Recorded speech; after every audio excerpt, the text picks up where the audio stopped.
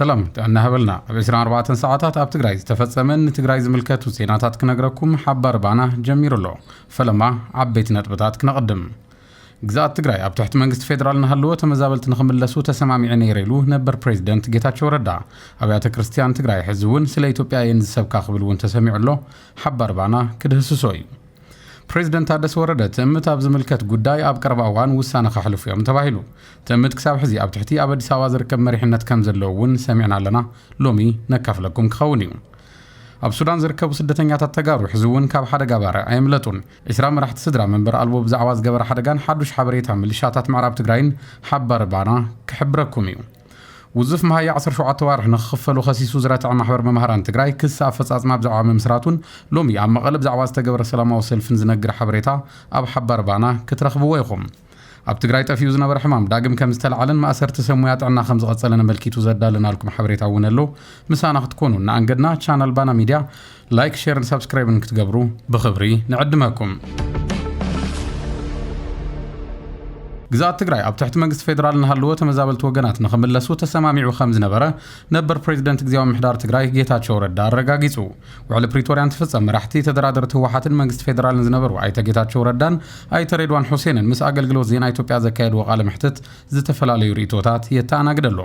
ውዕል ፕሪቶሪያን ተፈረም ግዛት ትግራይ ክትቕልል ዝደሊ ሓይሊ ናይ ትግራይ ኣይኮነን ኢልኩም ፈርሙ ዝብል አካል መንባሩ ክልቲኦም ተደራደርቲ አረጋጊጾም እዮም ሁሉ ነገር በልኩ ደግሞ መስማት አልቻልኩም የሚለው ሰው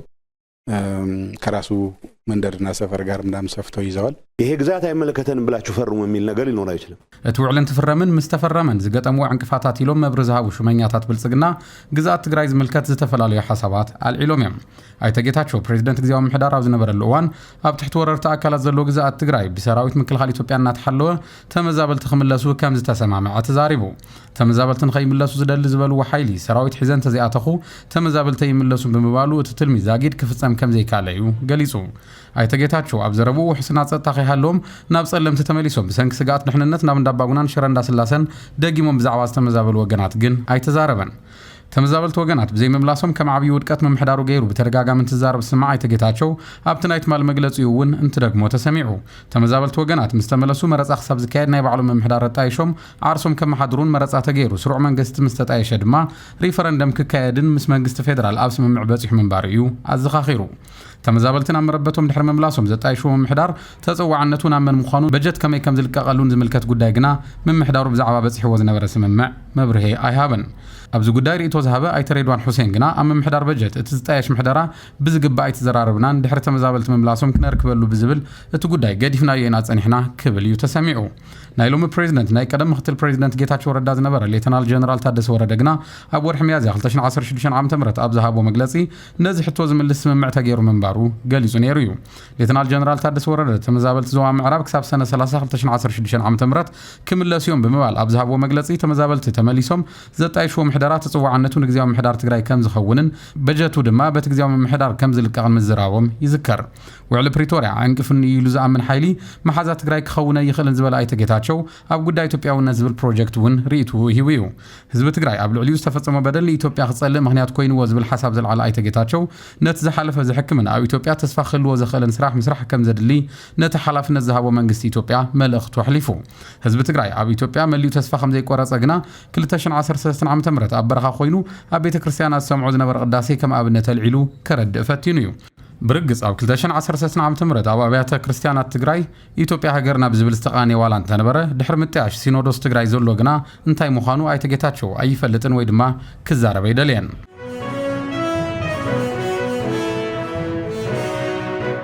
ፕሬዝደንት ታደሰ ወረደ ቤት ምኽሪ ትእምት ኣብ ዝመረጾም ሓደሽቲ ኣባላት ቦርድ ውሳነ ከዕርፉ እዮም ኢሎም ኣባል ፈጻሚ ስራሕ ህወሓት ዶክተር አብርሃም ተኸስተ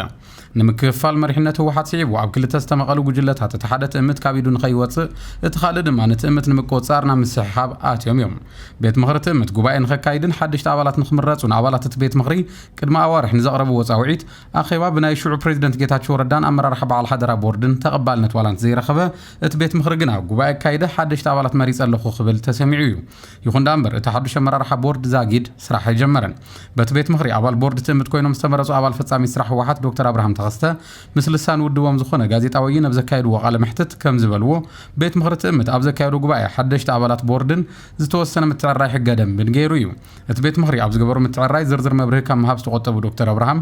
በቲ ቤት ምኽሪ ዝጸደቐ ቃል ጉባኤ ብቢሮ ፍትሒ ክጸድቕ ብዘይምኽኣሉ እቲ ሓዱሽ ኣመራርሓ ቦርድ ናብ ስራሕ ክኣቱ ኣይከኣለን ኢሎም ቢሮ ፍትሒ ኣገልግሎት መንግስትን ዝኸይንረክብ እዩ ከልኪሉና ዝበሉ ዶክተር አብርሃም ነዚ ድማ እቲ ቀንዲ ምኽንያት ነበር ፕሬዚደንት ጌታቸው ረዳ ምዃኖም ተዛሪቦም ኣይተ ጌታቸው ቢሮ ፍትሒ ነቲ ውሳነ ቤት ምኽሪ ቦርድ ኣፍልጦ ንኸይህብ ብቐጥታ ደብዳቤ ምጽሓፎም ካብ ዝነበሮም ሓላፍነት ወጻኢ ክብሉ ገሊጾም ይኹን እምበር ኣብ 2011 ዓ.ም ተጽዋዕነት ትእምት ናብ ቤት ምኽሪ ብሄራዊ ክልላዊ መንግስቲ ትግራይ ክኸውን ከም ዝተወሰነ ነሲዕቡ ድማ ቦርድ ናይ ምሻም ሓላፍነት ናይ ቤት ምኽሪ ትእምት ዘይኮነስ ናይ ፕሬዚደንት እዩ ብምባል ውሳነ ነበር ፕሬዚደንት ልክዑ ዝብሉ ኣካላት እውን ኣለዉ ዶክተር አብርሃም በቲ ካልእ ወገን ኣብ ዝለዓል መማገቱ ሓሳብ መብርሂ ክህቡ በቲ ጋዜጠኛ ይተሓተቱን ዕድመ ስልጣን ቦርድ 3 ዓመት ጥራሕ ምዃኑ ዝገለጹ ዶክተር አብርሃም በዚ ድማ 6 ዓመታት ዘቑፀረ ነባር ቦርድ ትእምት ክቕየር ግድን ኢሎም እቲ ሓዱሽ ቦርድ ናብ ስራሕ ዘይምእታው ሲዒቡ ነባር ኣመራርሓ ትእምት ኣብ ኣዲስ ኣበባ ኮይኑ ዘይሕጋዊ ውሳነታት የሕልፍ ኣሎ ኢሎም እቲ ሕዚ ዘይሕጋዊ ዝበልዎ ውሳነታት ዘሕልፍ ዘሎ ኣካል ግና ካብ ተሓታትነት ኣየምልጥን ክብሉ ተሰሚዖም ፕሬዚደንት ታደሰ ወረደ ናብ ስልጣን ምምጽኦም ሲዒቡ ቢሮ ፍትሒ ጠጠው ዘበሎ ኣገልግሎት ምጽዳቕ ቃለ ጉባኤ ቤት ምኽሪ ትእምት ጸዲቑ ናብ ስራሕ ንኽእቶ ዘኽእል ምርድዳእ ከም ዝተገበረ ዶክተር አብርሃም ሓቢሮም ኣብ ዛዕባ ፕሬዚደንት ታደሰ ወረደ ኣብ ቀረባ እዋን ውሳነ ከዕርፍሉ እዮም ተባሂሉ ትጽቢት ከም ዝግበር እውን ተዛሪቦም ፕሬዚደንት ታደሰ ዘልዕሎም ሕቶታት ኣለዉ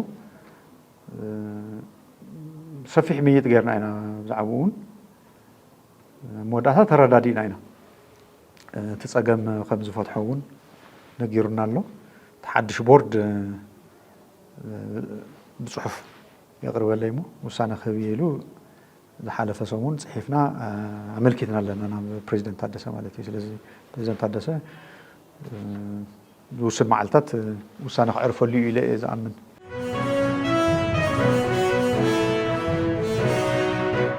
ኣብ ሱዳን መዕቆቢ ስደተኛታት ተነድባ ዘጋጠመ ሓደጋ ባርዕ 20 መጽለሊ ምስ ንብረቱ ከም ዘቃጸለ ተረጋጊጹ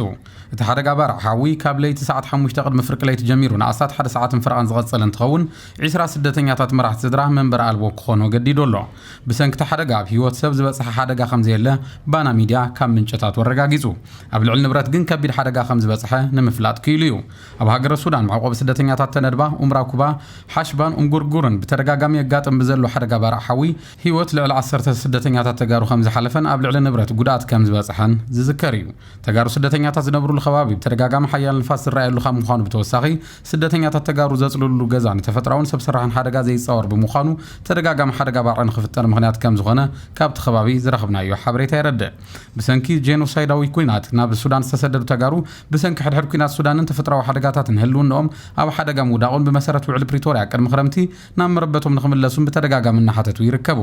ብተዛማዲ ዜና ኣብ ዞባ ምዕራብ ትግራይ ዝርከቡ ሚሊሻታት ሰላም ኢና ንደሊ ምስ ኣሕዋትና ይንዋጋእን ዝብል መርገፂኦም ኣጠናኺሮም ከም ዝቐጸሉሉ ተፈሊጡ ኣብ ዞባ ምዕራብ ትግራይ ወረዳ ዳንሻ ምስ ተጋሩ ይንዋጋእን ዝበሉ ልዕሊ 100 ሚሊሻታት ብስም ኣስመላሽ ኮሚቴ ዝተወደቡ ጸላእቲ ዕጥቆም ንኸራግፉ ከም ዝገበሩ ተሓቢሩ ሰራዊት ኢትዮጵያ ዝተሳተፈሉ ምርጋፍ ዕጥቂ ሚሊሻታት ዳንሻ ዓድረመጽ ጸገዴን ካልኦት ከባብታትን ቃል ብቓል ዝሓለፈ ያቕለና ምስ ተጋሩ ዳግማይ ናብ ጎንፀይ ንኣቱን ዝብል መልሲ ከም ዝተዋህቦም ካብቲ ከባቢ ዝረኸብናዮ ሓበሬታ የመልክት ተጋሩ ሕዋትና ናብ መረበቶም ይመለሱ ዝብል ንጹር ቅዋም ዝወሰዱ ሚሊሻታት ምዕራብ ትግራይ ቀንዲ መተሓባበረቶም ዕጡቃት ደመቀ ዘውዱ ንስኹም ባንዳታት ኢኹም ኢልዎም ኣሎ እቲ ብሽም ኣስመላሽ ኮሚቴ ዝተወደበ ሓይሊ ንሓገዝ ሎጂስቲክስ ብዝብል ኣብ 82 ጣብያታት ምዕራብ ትግራይ ሕድሕደን ካብ 80,000 ክሳብ 100,000 ብር ከዋፅኣ መምርሒ ውሪድ እዩ ብጄኖሳይደራት ዝወረደት መምርሒ ብነባራይ ምዕራብ ስለዝተነጽገ ተቐባልነት ኢኖሎ ኣብ ወረዳ ጸገዴ ጣብያ ማይደሌ ካብ ህዝቢ ንምንታይ ትምንጥሉ ሰሪሕኩም ዘይትበልዑ ብዝብል ምላሽ ተነጺጉ ኣብ ምዕራብ ትግራይ ሎማዓንቲ በደረጃ ዞባ መድረኽ ከም ዝተሳለጠ ዝተፈለጠ ኮይኑ ባና ሚድያ ውጽኢት እቲ ሓበሬታ ብምርካብ ናብ ተኸታተልቱ ከብጽሕ እዩ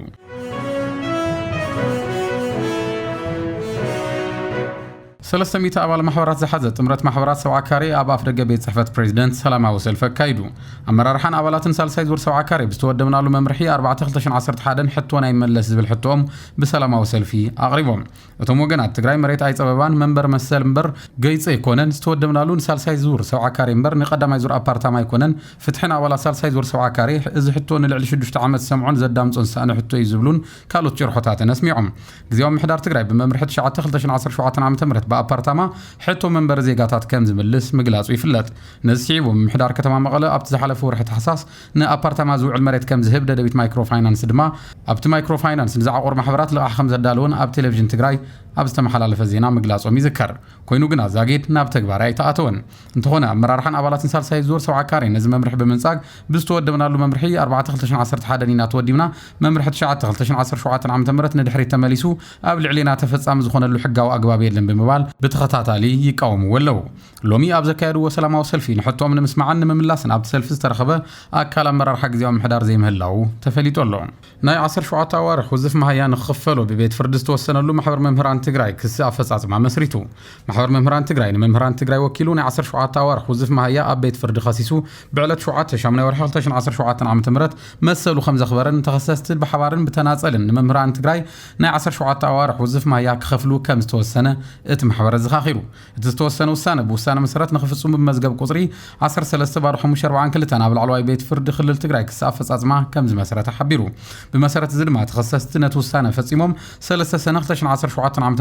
ናብ ቤት ፍርዲ ንኽቐርቡ ላዕለዋይ ቤት ፍርዲ ትግራይ ቆጸሮ ከም ዝሃበ እቲ ማሕበር ኣረጋጊጹ ማሕበር መምህራን ትግራይ ናይ 50,720 መምህራን ትግራይ ናይ 17 ኣዋርሕ ውዝፍ መሃያ ንኽኽፈሎም ንቢሮ ትምህርቲ ቢሮ ትልምን ፋይናንስን ግዜያዊ ምሕዳር ትግራይን ሚኒስትር ገንዘብን ፋይናንስን ፌደራል ከሲሱ ከም ዝረትዐ ይዝከር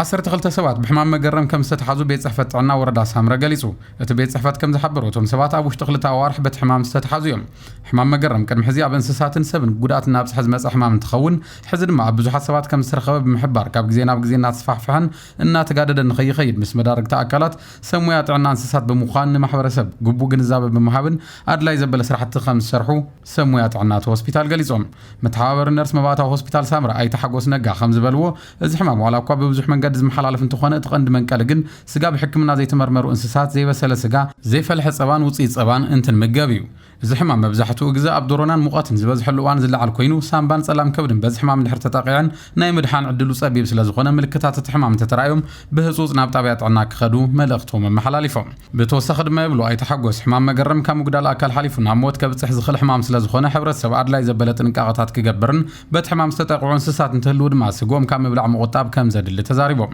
በቲ ሕማም ዝሞቱ እንስሳት ልዕሊ 2 ሜትሮ ጉድጓድ ፍሒርካ ክቕበሩ ብምግባርን እቲ ሕማም ምክልኻል ከም ዝግባእ ሓቢሮም ክብል ቢሮ ጉዳያት ኮሙኒኬሽን ትግራይ ጸብጺቡ ድሕሪ ጽንተታዊ ኩናት ትግራይ ስርዓት ጥዕና ንምድኻሙ ሲዒቡ ኣብ ትግራይ ጠፊዮም ዝነበሩ ሕማማት ዳግም ክረኣዩ ምጅማሮም ይፍለጥ ሕማም መገረም ቅድሚ ኩናት ኣብ ዝነበረ እዋን ጠፊዩ ዝነበረ ሕማም ምዃኑ ሓበሬታ ቢሮ ጥዕና ይመልክት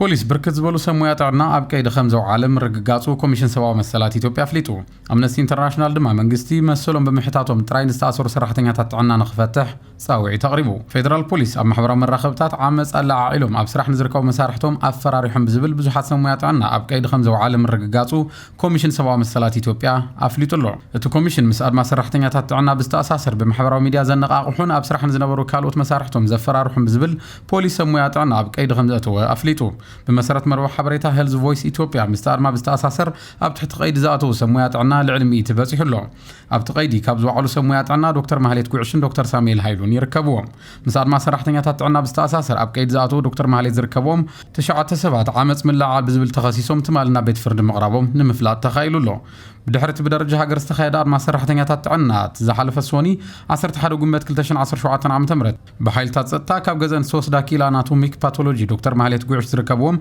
تشعت والكسبات عمصن سرعه البونتن بملا على الكمون مسره سلام حيلتات بمتحوار كم تخصصوا زوص وحبريتات يملكتو فيجن ابستبهلنا يولك كلينيك سرحه دكتور مهليت بمغنيات وليد نحد عامتن شمون تورحن كاب سرح وصا خمس نبره تحبير له عالم لخت حلقه سباو مسلات امنستي انترناشنال سمزي اثيوبيا مسلهم بمحتاتهم طرح نستاثروا سرحتنيات عنا نخفتحوا صويع له امنستي انترناشنال سبسلطان اثيوبيا مستعد ما تاساسيرو زتاثروا سرحتنيات عنا بقلطفن بزي قدمه خونه نخفتحهم صويعيو أبدي سباب زركب كان دمدبر بوليس تراح بوحدو عسرا سمويات عنا تأثيرهم كم زلو زقلص تتكال مسلهم بمحتاتهم تراي كسرو خمزي بلوم تمالي أبزوصو مجلسي أنا تصير له تتكال سبسلطان بسلام ومنجد تقامو زسمعوا الكسوات من قفاع دون خبلو وين التحساسي بومن له سمويات عنا ما هي حويسو كلهم عينتها طماط من خمال اللوم بترقاقامي ንመንግስቲ ወላ እንተሓተቱ ግቡ መልስ ብዘይ ምርካቦም ናብ ሙሉ ኣድማ ስራሕ ጠጠው ምባል መስግጋሮም ዝፍለጥ እዩ በዚ ምኽንያት ማእኸላት ኣገልግሎት ጥዕና ስራሕ ጠጠው ኣቢለን ይርከባ ሳን ሕክምና ዝመውት ሰብ ድማ ካብ ግዜ ናብ ግዜ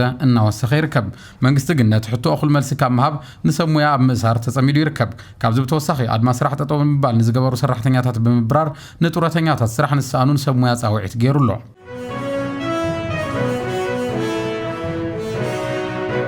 ዜና ባና ሚዲያ ተዛዚሙሎ ንምክትታልኩም እናመስገና ቻናል ባና ሚዲያ ላይክ ሼር እና ሰብስክራይብ ክትገብሩ ንዕድመኩም